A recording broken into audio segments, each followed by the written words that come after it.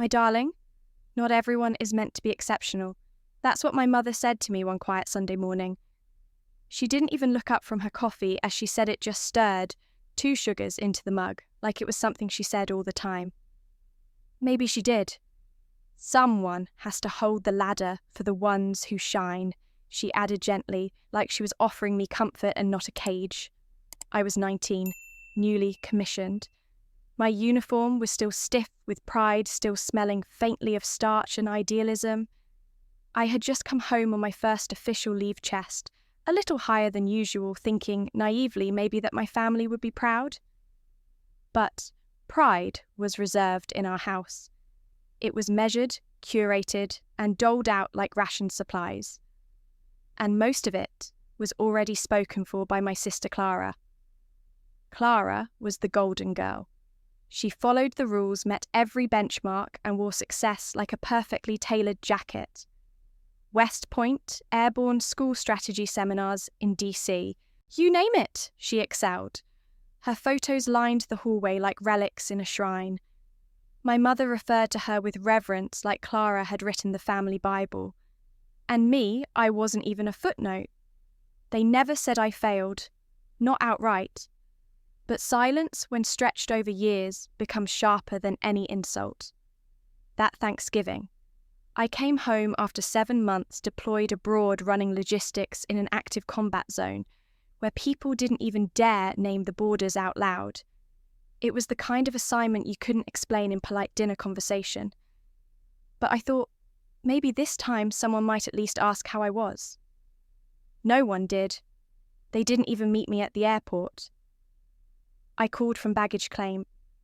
My father sounded surprised. "Oh, you're back already. I thought it was next week. You're always so busy." He said it like I'd missed a dentist appointment, not like I'd just buried 2 comrades. When I arrived home, the house looked the same. The front steps still creaked on the 3rd one. The smell of lemon cleaner clung to the air, and the TV in the den still played at a polite volume, like it was afraid to be intrusive. Clara's acceptance letter to Fort Bragg's strategic program was framed and proudly displayed near the dining room. My return, on the other hand, wasn't even mentioned. At dinner, my seat was gone. "Oh, we gave it to Matthews," my mother said, casually, gesturing to the neighbour's son. "He just got into law school." She smiled like that explained everything. So I stood at the edge of the kitchen, balancing a paper plate in one hand, eating a cold green bean casserole beside the sink. No one looked over. No one noticed.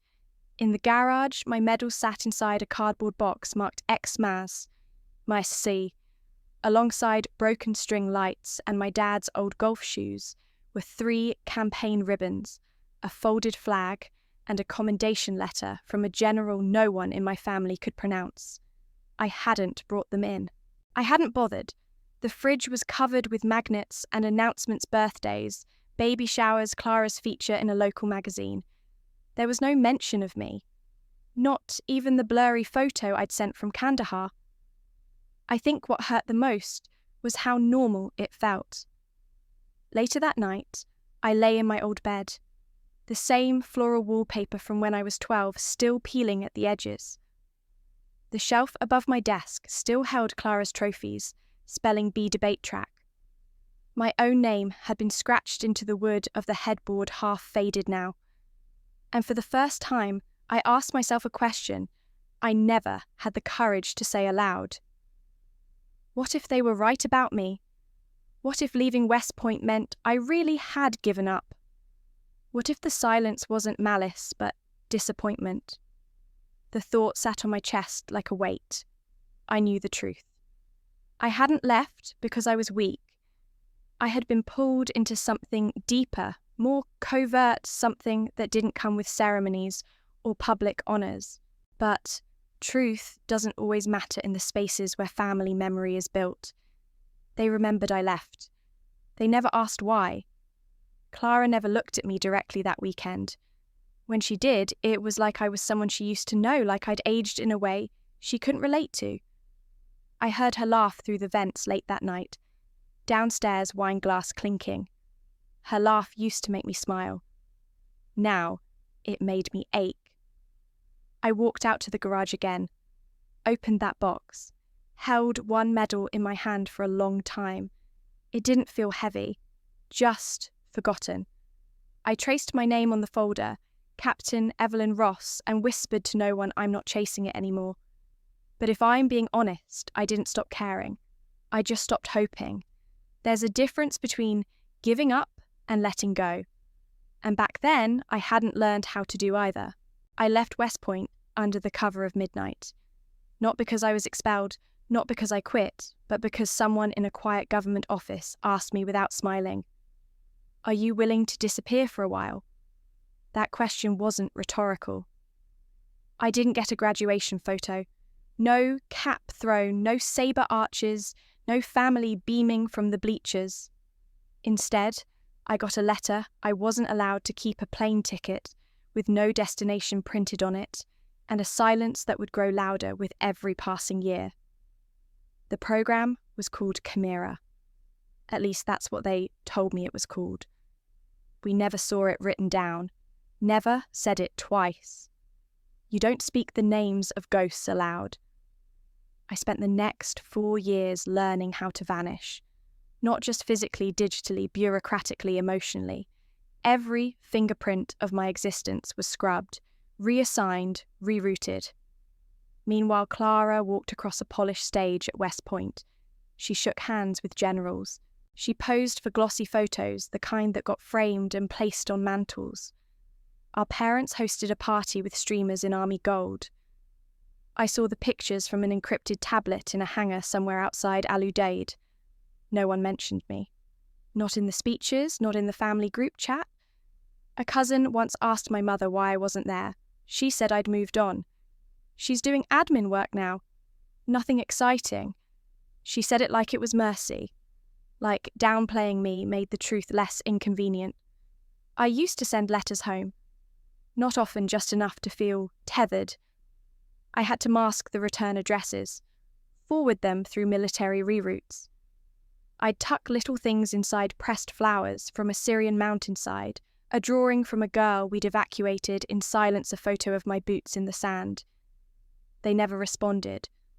One time I came home on classified leave, 72 hours only. I slipped into the house at 3 a.m. like a thief, and found one of my envelopes under a table leg propping it steady. It had never been opened. The next morning, no one asked where I'd been. They thought I was just passing through. I let them think that. Sometimes it's easier to be a stranger than to explain the shape of your scars. I had scars. Not the kind you could see, but the kind you couldn't look away from once you knew they were there. I'd spent 6 weeks embedded in a market town in northern Damascus, sleeping on rooftops memorizing patterns of civilians, until I knew who would buy bread on which day. I once spent 3 nights inside a mosque bell tower with a sniper rifle I never fired, not because I didn't have a shot, but because sometimes the best act of war is restraint. I coordinated the evacuation of an aid camp under siege. 76 lives saved. No recognition, no medals, just a single line in a report stamped eyes only. I've been in places that don't exist on maps.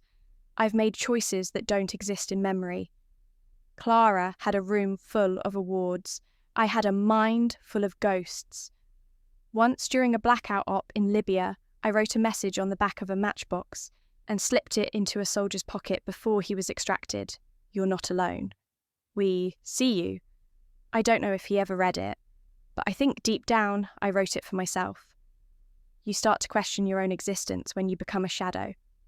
At some point, I stopped looking in mirrors.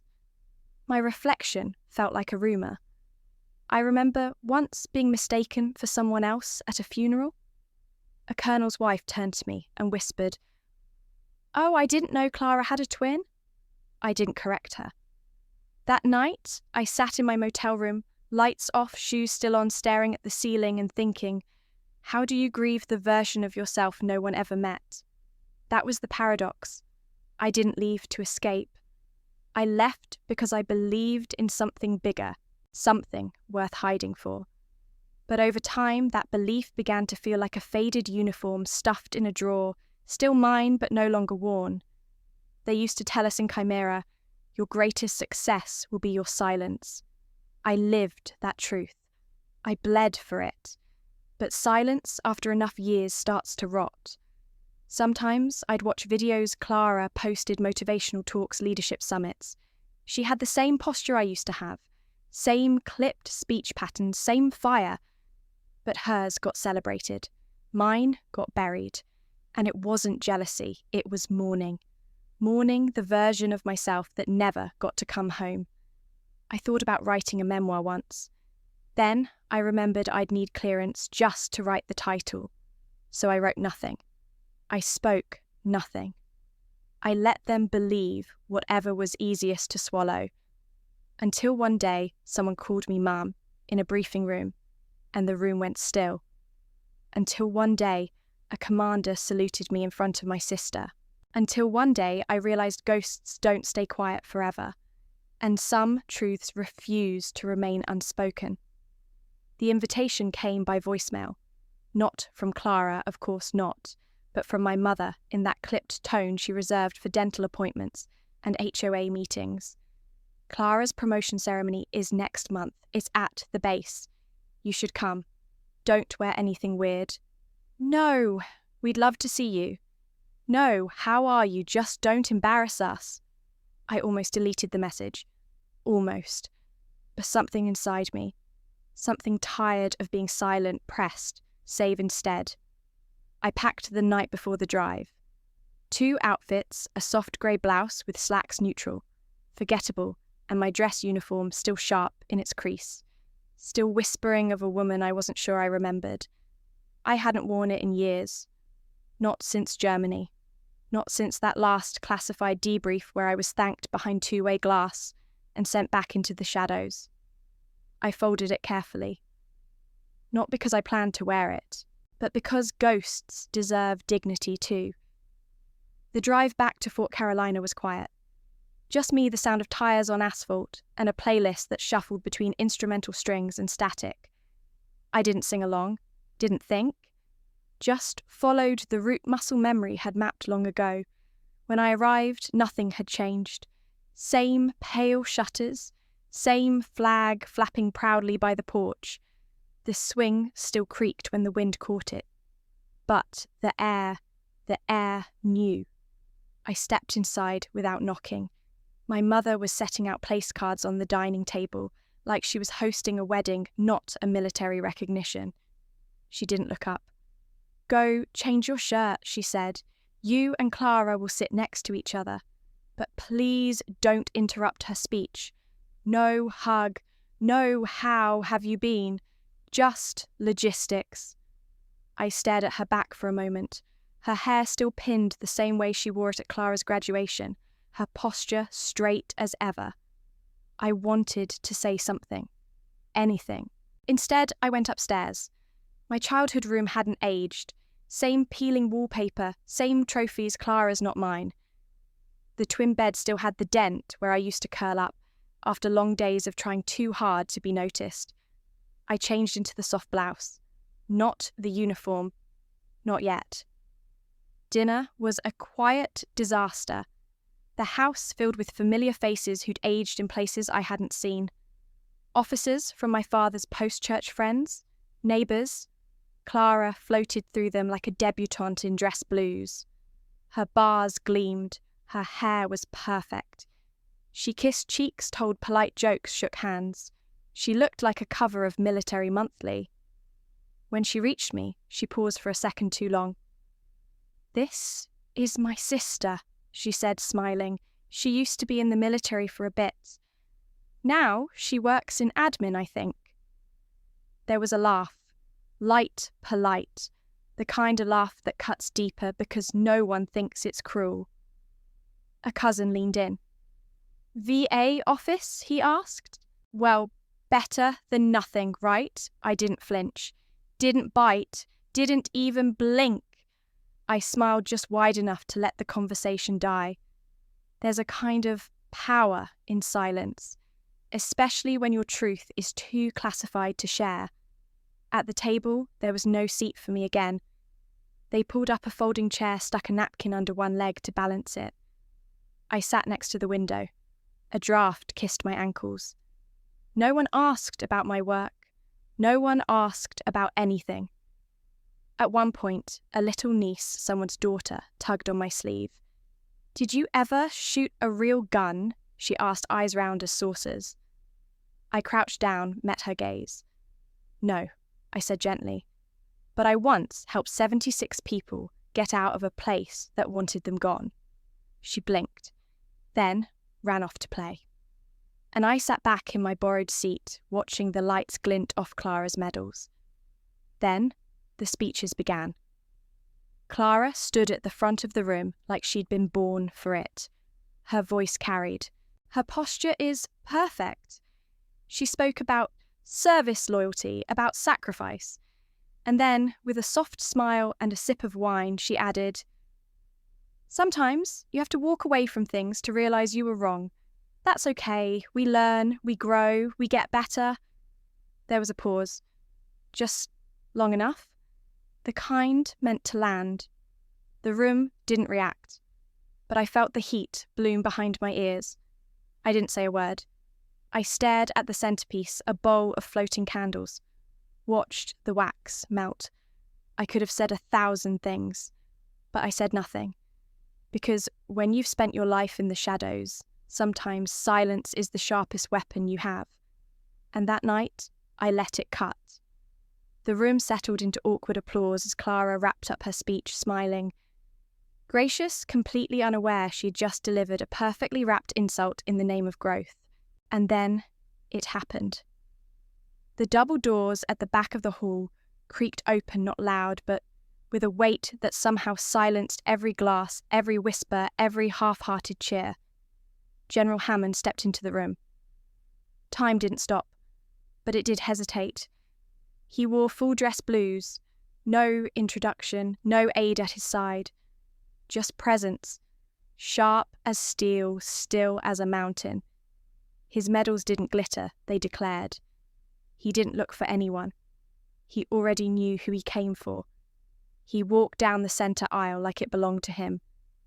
The din of the room collapsed behind him with every step. People turned, some rose, some whispered. My mother sat frozen, fork midair. My father blinked like he'd just seen history open its front door. Clara shifted on her heels, smile faltering. She'd prepared for 100 variables in her speech. This wasn't one of them. General Hammond stopped at my folding chair. Didn't glance at Clara. Didn't acknowledge the base commander or senior brass.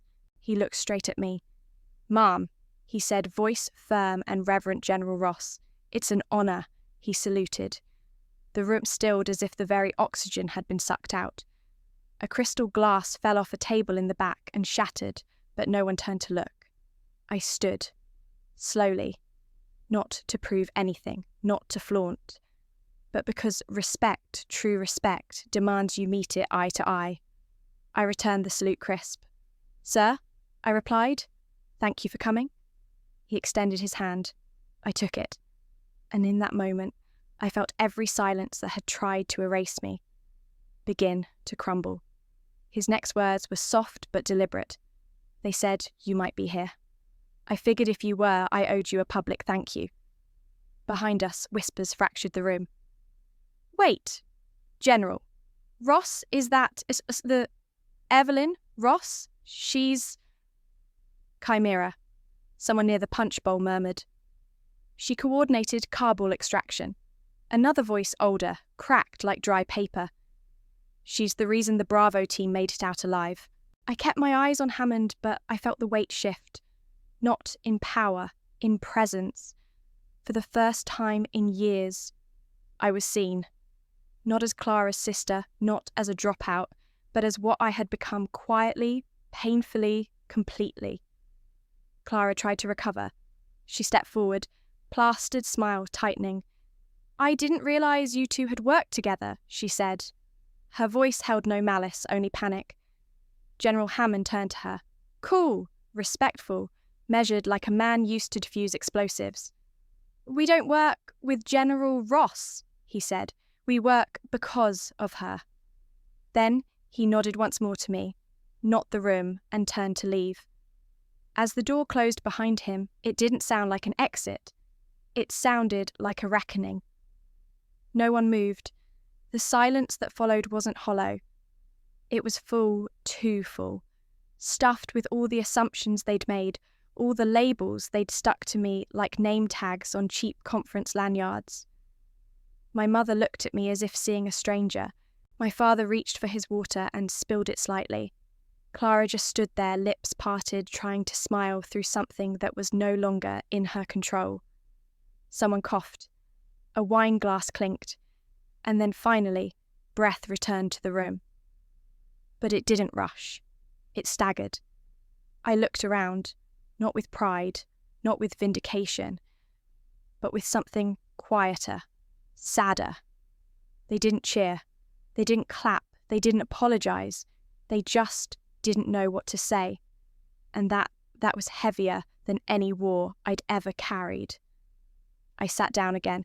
Someone had moved my chair an inch back, like even gravity wasn't sure where I belonged now. A cousin leaned over awkwardly, half whispering. We had no idea. Why didn't you ever tell anyone? I smiled politely. Because when your silence has protected lives, you don't trade it for dinner conversation. I was busy, I said simply. That was all. That was enough. I didn't stay for dessert. As I walked out, I passed the photo display of Clara's milestones, graduation, promotions, galas. All framed, all perfect. I opened my bag. Took out the only photo I carried, dusty, faded, unposed. A shot of me in a flak jacket standing beside a girl with no shoes, and the biggest smile in Aleppo. I slipped it quietly behind Clara's 8-walk-10 from Fort Bragg. Not to replace her, just to remind the room I had been here too. Outside the air was sharp. Stars overhead blinked like signals I couldn't quite decode. I started the car, and for the first time in a long time, I didn't feel like I was driving away. I felt like I was driving out. But even as the tires hummed along the road and the stars blinked above, in quiet indifference, a tremor settled in my chest. Not fear, not anticipation. Something murkier, an ache shaped like relief tinged with dread. I had spent years mastering the art of disappearance, but tonight I had been seen, exposed, and worse yet, acknowledged. My fingers tightened on the steering wheel. What now? Would the world tip back into silence? Would they all pretend nothing happened, just as they always had? Part of me wanted to freeze this moment, bottle the weight of General Hammond's words, the way the air had shifted when he said my name.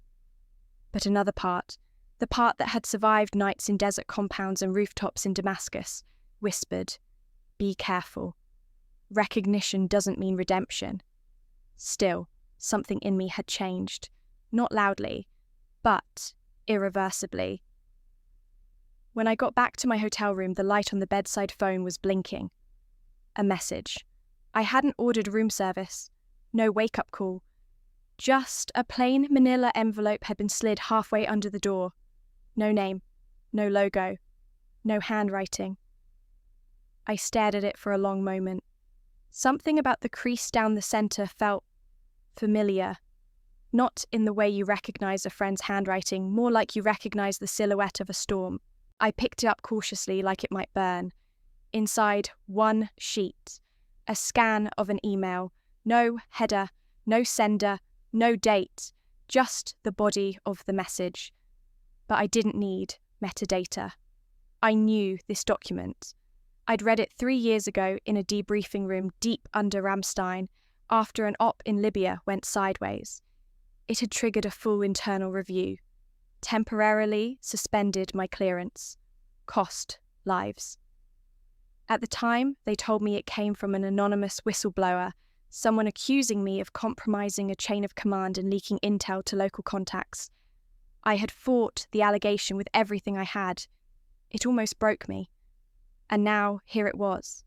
Folded, silent, waiting. Same phrasing, same tone, same misplaced use of classified subcompartment. It was a copy. A perfect one. Whoever sent it knew exactly what they were doing. I sat on the edge of the bed and stared at it like it was a ghost. But this ghost had a signature, not at the bottom, but in the language, the construction. There had only ever been 3 people who had access to the full Chimera protocols outside of direct command. 3 people who knew the terminology, who would understand how to use the right buzzwords to sound authoritative without being traced. One of them was dead. One of them was General Hammond, and the third was Clara.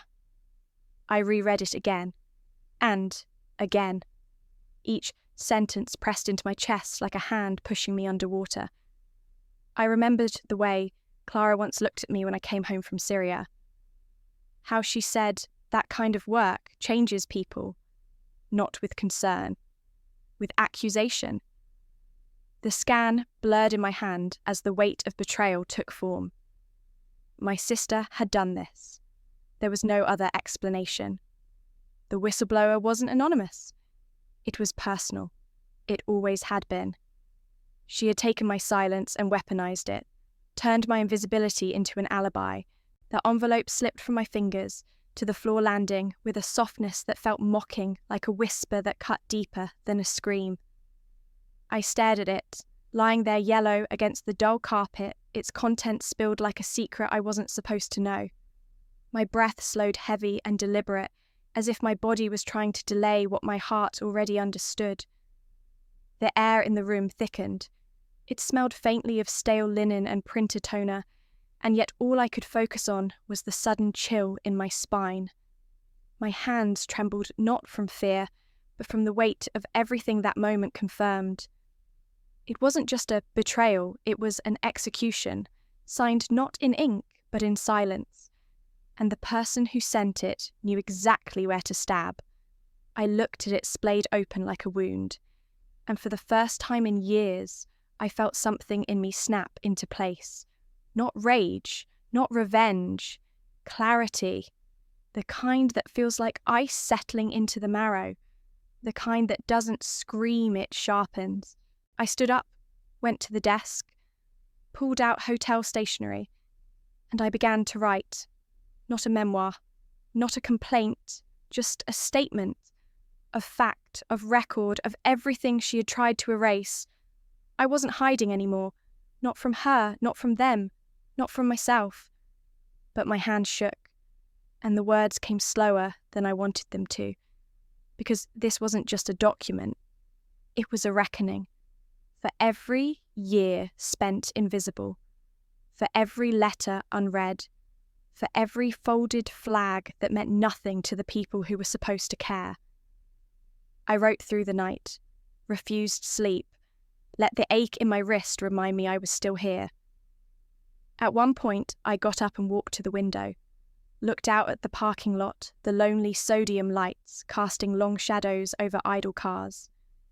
I wondered if Clara had planned this, if she had sent it now of all times to reassert control, to remind me that even after Hammond's salute I could still be silenced. But that's where she miscalculated. Silence used to be my shield. Now it was my weapon. Tomorrow I will deliver the letter. Not to Clara, not to my parents, but to an old contact in DC. Someone with just enough clearance and even more curiosity who'd once told me, if you ever need your truth documented, bring it to me first. I didn't expect vindication. I didn't even crave justice. But I needed the record to exist outside my mind, outside the shadows. I needed someone to know, to see the map of scars hidden under the quiet. And maybe, just maybe, it would be enough to stop Clara from rewriting the story one more time. Not to Clara. To someone who needed to know. Because sometimes the only way to return home is to burn the version they built in your absence. And I was ready to light the match. And this time I wasn't asking permission. I woke up with the sun casting pale lines across the cheap hotel wallpaper. My wrist ached from the night's writing, my jaw sore from the way I'd clenched it in sleep, but there was clarity in my chest. A silence not born of repression but resolve. I folded the letter, tucked it into a plain folder, slid it into my go bag beside an old pair of boots and a burner phone I hadn't used since Istanbul. Today wasn't about confrontation. Not yet. It was about record, about truth taking its first breath outside my lungs. I drove toward DC as the morning built itself around me, past sleepy diners, open fields military signs half forgotten by civilians. I stopped once for gas and a bad cup of coffee. The barista smiled, called me Mom, didn't recognize me, and I realized I preferred it that way. The building was off Massachusetts Ave, nondescript, grey, the kind of place that hosted think tanks or temporary government commissions. But on the fourth floor, behind a smoked glass door, worked Elise Monroe. She had been my handler once, briefly. Smart, dangerous, in a velvet glove way. She wore glasses that didn't need prescription and always read people before they spoke. I hadn't seen her in years. "Evelyn Ross," she said without looking up. "I was starting to think you forgot my number." "I never forget anything," I said. "Especially not people who once told me, if you ever want your real story told, come to me first." She motioned to the chair. I sat. I placed the folder on the table between us. "You'll need to read that, carefully, and lock it up. It's not for public release. Not yet." Elise opened it, scanned. Her eyes narrowed at the wording. "This is a Chimera echo," she said. "Not an echo," I corrected. "A knife, signed by bloodline." She stopped reading, met my eyes. "Your sister. No one else had access. No one else had motive." The room felt suddenly colder. She closed the folder, slowly, like sealing something radioactive. "You want justice.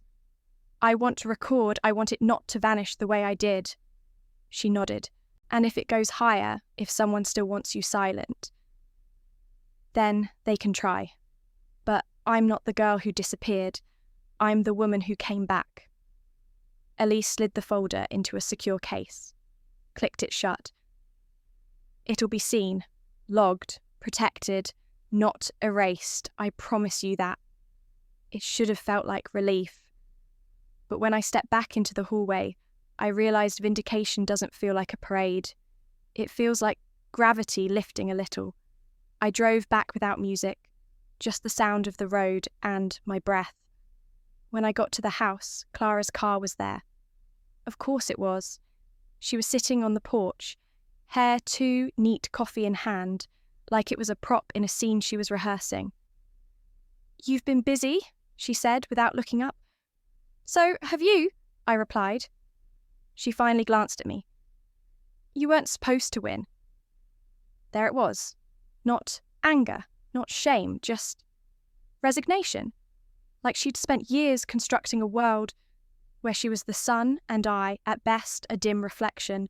"You didn't want to outshine me," I said quietly. "You wanted to make sure no one ever lit me up in the first place." She looked away. "You left Evelyn. You disappeared. I stayed. I carried the weight." "No, you carried the credit and erased the rest." She opened her mouth, closed it. That silence, the one I'd known all my life, descended between us again. "Why now?" she finally whispered. "Because you wrote the ending to a story you didn't live, and I'm still here, still writing." A neighbour jogged past, waved, I waved back. Normalcy resumed, but something had shifted. Clara set her mug down. "So, what now? Are you going to destroy everything?" "No, I'm just going to stop protecting the lie." I walked past her, into the house, and for the first time my footsteps didn't echo behind hers. They led somewhere entirely mine. The breach alert came less than 48 hours later. An internal red flag lit up across secured channels, unauthorized access to a Class 5 Chimera archive. Timestamp 0312 EST. Source a retired access credential. Device a legacy field tablet registered under my former ID string. My name, my clearance, my trail. I was in the basement sharpening the edge of silence when the call came. General Hammond, no pleasantries, no delay. We've had a breach. They used your old clearance string. I need your eyes on this now. My throat tightened. You think it was me? If I did, I wouldn't be calling. I need someone who knows how shadows move. Within the hour, I was on a flight to Quantico. No uniform, just an encrypted device and coordinates to a sub-level conference room that hadn't seen daylight in 3 administrations. When I stepped into the room, I stopped breathing for a beat. Seated at the table were 4 people, General Hammond at the head. Then my mother, my father, and Clara. Clara wouldn't meet my eyes. My father straightened his collar. My mother blinked once slow, like a file buffering too long. No one spoke. The screen at the far wall showed the breach data. IP pings, access logs, reconstructed headers. The device was last signed out in 2017, reassigned to civilian storage protocol, but it activated 2 nights ago, Hammond explained, and accessed the following Project Chimera debriefs, Mediterranean op logs, and the Kabul extractions. My stomach went hollow. All files I was directly involved in. He nodded. Exactly. I stepped forward. The room felt colder than it should have. So, you brought the entire Ross family to help me investigate myself? No, he said flatly. I brought them because all 4 of you had physical or digital access to your personal storage units. The breach came from a traced device that passed through this household. My mother frowned. We don't even know how to turn those things on. Hammond looked at her, then at me. That's why you're leading this. He left the room. The door sealed behind him. We were alone. Clara opened the forensic logs. I watched her fingers hover over the keyboard. My father leaned forward, squinting. Where's the network node again? 3rd tab, I said, without looking at him. The air was tight, pressurized with everything unspoken. We passed logs, examined MAC addresses, each line of code a slow needle. Clara still wouldn't look up. My mother checked timestamps. Her lips moved silently as she read. She used to do that while reviewing PTA notes. My father misclicked twice, swore under his breath. I don't see why this matters. The army doesn't need ancient history. It matters because someone's trying to rewrite that history, I said. Clara finally looked up. And what if they succeed? Then we're all complicit, I said. Every one of us who stayed quiet. Silence returned. It wasn't awkward. It was armed. Each of us kept working, not because we trusted each other, but because we didn't. The hum of the server room seeped through the walls. Fluorescent lights buzzed like distant insects. Outside that room, wars were being waged with tanks and drones. Inside the battlefield was memory. I isolated the access point. IP signature, device ID, last known sync location. Clara froze. That's the tablet I lent to Matt. Our father tensed. Matthew, the neighbour's son. He was applying for law school internships, Clara said too quickly. He needed something to run his mock interviews. You lent out a decommissioned Chimera device. Clara turned defensive. It was wiped. At least I thought it was. It's not like anyone told me it still had access. My voice was low, controlled. That's not how Chimera works. You don't lend our ghosts. No one responded. But my mother stood abruptly. She walked to the screen, stared at the flashing IP string. Then, almost too soft to hear, we raised you both to be protectors, not prisoners. I swallowed hard. Then, why did you only remember one of us? The silence that followed was the loudest sound I'd ever heard. We worked another hour. No one said more than necessary. No one asked for water or rest. It wasn't loyalty that kept us going. It was duty. Tense, fragile, real. As we compiled the data into a secure drive, Hammond returned, looked at the 4 of us. Did you find the leak? I handed him the drive. Not just the leak, I said. We found the crack in the foundation. He scanned our faces, nodded once. Debrief in 30, and Ross. Sir. Sometimes the systems that fail us weren't hacked. They were built broken. As he left, I glanced at my family. Still seated, still silent. But something had changed. For the first time, they had followed my orders, and not one of them looked me in the eye. The next briefing took place in a secure room beneath Arlington. No windows, no clocks. Just the steady hush of filtered air and the faint hum of surveillance systems, like the room was always listening, but never speaking. The file Hammond handed me was thin. Too thin. Just a name, a blurry photo, and a timestamp Derek Glade. I hadn't heard that name in years. Not since Mosul. Not since the day I overrode a tactical order mid-operation because Derek had gone off script, decided his personal vengeance was worth more than civilian protocol. I filed the report that grounded him. He disappeared soon after. Voluntary retirement, they said. Quiet exit. No ceremony. Until now. He used a network bounce from Marrakesh, Elise said. Encrypted message. Only decrypted because someone routed it through a deprecated military subdomain, amateur mistake or a breadcrumb. Why now? I asked. She tilted her head. Maybe he wanted you to see it? The message wasn't threatening. It was worse. Coordinates, a time, one line of text. You put out the fire. But the smoke never cleared. You connect to... I arrived at the meeting point just before dusk. A decommissioned training range outside Langley. No lights, no cameras, just the crunch of gravel under boots and the occasional hoot of an owl cutting the silence like static. Derek Glade stood by the edge of the field, hands unarmed demeanour, loose but not careless. You came alone, he said, voice rougher than I remembered. Time hadn't softened him, just carved the rage deeper into his features. I don't outsource closure, I replied. He laughed, bitter. Still the hero, still the ghost they can't quite erase.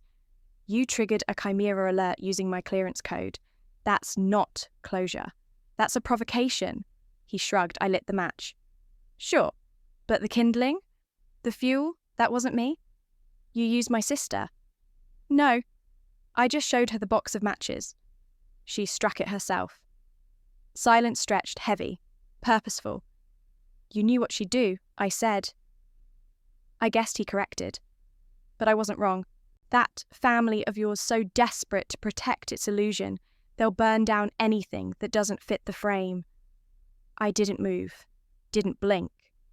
He stepped closer. I didn't hack anything, didn't need to.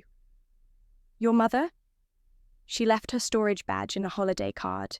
Your father still uses the same password from his old deployment. Clara?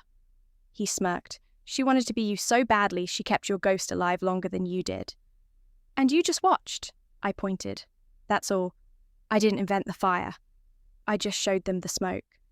Behind me, the wind shifted. Dry leaves scratched along concrete. You think this clears you, I asked. You think being the messenger makes you innocent? No, he said. But it makes me honest. And that somehow was worse. Back at headquarters, Clara sat alone in the debriefing bay. Eyes rimmed, red hands idle. My mother hovered nearby, like she didn't know where to sit. My father stared at a spot on the wall, like it might eventually explain something. I walked in. No one moved. He didn't do it to destroy me, I said quietly. He did it to reveal you. Clara looked up. The hurt on her face wasn't fresh. It was fossilized, buried and preserved beneath years of pretending she didn't know what she was capable of. I thought, I was protecting what was left of us, she said. The image, the structure, what they respected. You protected their comfort, I said, at the cost of my reality. She nodded once, slowly. My mother stepped forward. I don't even recognize you two anymore. That's because for the first time we're not performing, I said. In the end, I made no official report. No charges, no tribunal. I sat with Clara in the garden outside headquarters, the moon casting a bruised light over the gravel. I won't seek punishment, I said, not because you don't deserve consequence, but because I won't pass on pain the way it was handed to me. She closed her eyes, breathed in like it hurt. What then, Truth, I said. Nothing more, nothing less. She nodded. I thought forgiveness was weakness, she whispered. No, I said. Forgiveness is the final bullet. It ends what revenge would only prolong. The wind shifted again, and for the first time it didn't smell like smoke. It smelled like something was finally done burning. A week passed. I spent it alone. Not in isolation, but in deliberate quiet. The kind of quiet you choose, not the kind that's chosen for you. I walked trails in the national park, breathed in pine and loam and silence, journaled more than I had in years, not about operations or tactics, but about who I'd become when no one was looking. Then one morning, I wrote 6 words on a blank note card and pinned it to the fridge. Dinner at mine, no expectations. Talk. I didn't call it a reconciliation, didn't call it forgiveness. Just talk. They came. Clara first arriving 5 minutes early, pacing outside my door before knocking twice. Then my mother and father, who carpooled but barely spoke on the drive over. Everyone brought something. Clara brought a pie from a bakery. My mother brought a salad she knew I liked as a child. My father brought a 6-pack of soda, as if unsure whether wine would be welcome. I set the table for 4. No folded napkins, no place cards, just 4 equal spots. And in the centre, a photo I had reprinted us long ago before any of this. Before medals and missions and silences too heavy to lift. As they took their seats, I began. I'm not going to tell you everything I said, voice steady. Some things still can't be said, but I'll tell you the shape of it. The impact. The weight. They listened. I told them about West Point and how I was recruited into Chimera. About the night I vanished from the registry, about how I learned to be invisible and why it was necessary. I described the rooftops in Syria, the market patterns, the sniper I didn't take the shot on.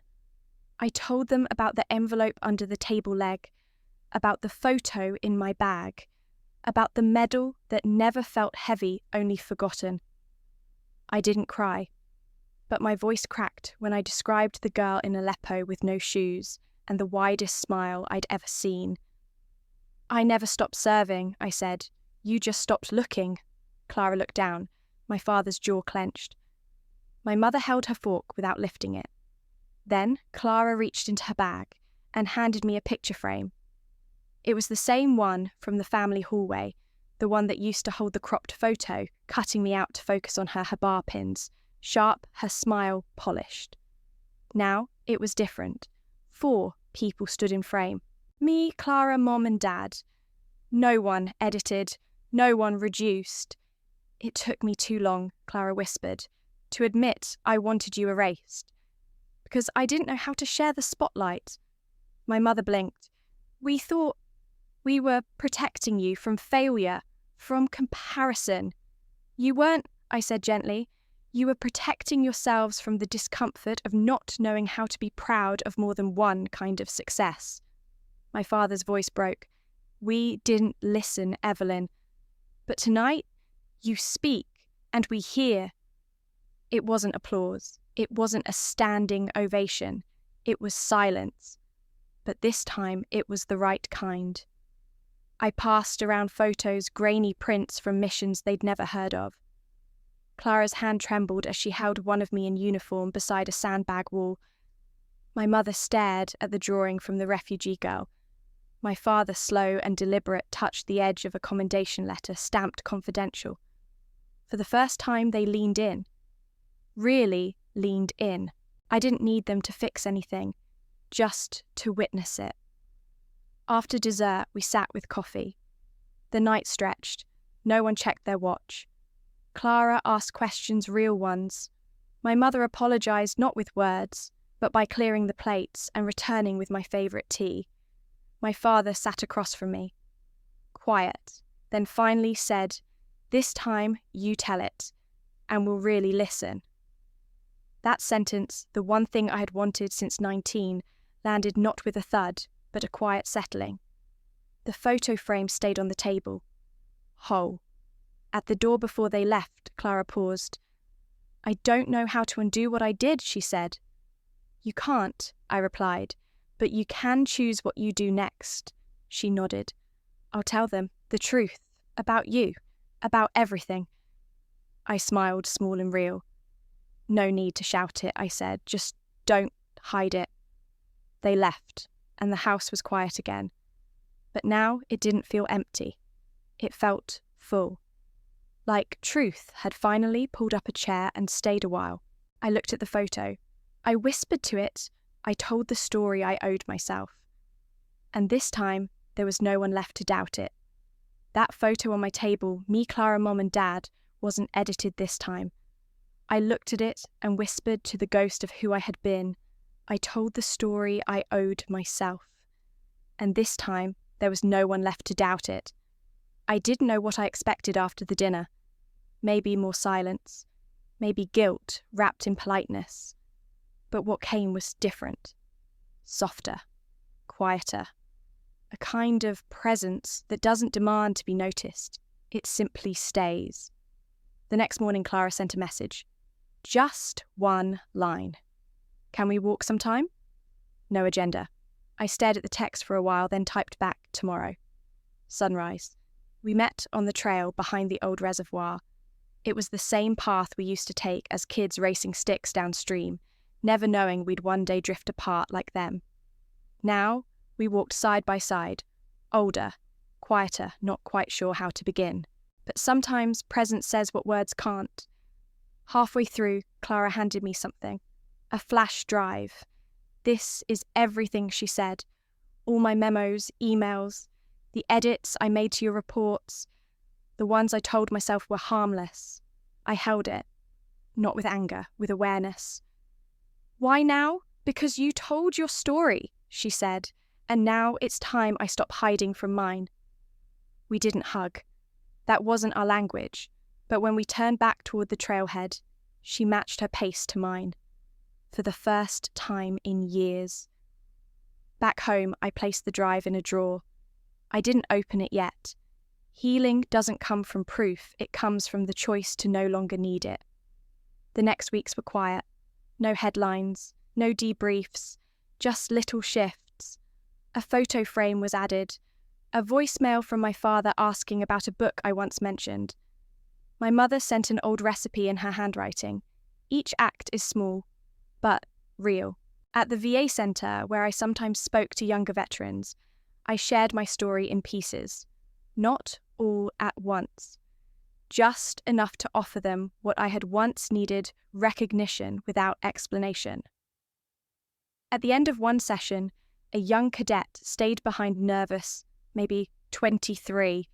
He asked Mom in war, "What's the hardest part?" I paused, then told him the only answer that ever felt honest: surviving without becoming a statue, not turning your wounds into weapons. That evening, I took a walk behind the training barracks. The sun was setting in a gold-orange haze. Erica, the center director, appeared beside me, holding a small birthday cake in a plastic container. She handed it to me with a half smile. 3 words were written on top in blue icing: General, Sister, Teacher. I didn't need applause. I didn't need history books to mention my name. I just needed them to look at me not through medals or mistakes, but through the eyes that once misunderstood, and now finally understood. In life, some battles leave no scars on the skin, but carve canyons in the soul. We learn that strength isn't always about who speaks the loudest, but who chooses silence with dignity. And sometimes the bravest thing we can do is to stay when it's easier to walk away. If this story moved you, I'd truly love to hear your thoughts. Drop a comment, share what spoke to you, and don't forget to subscribe. Every voice matters, and yours is no exception.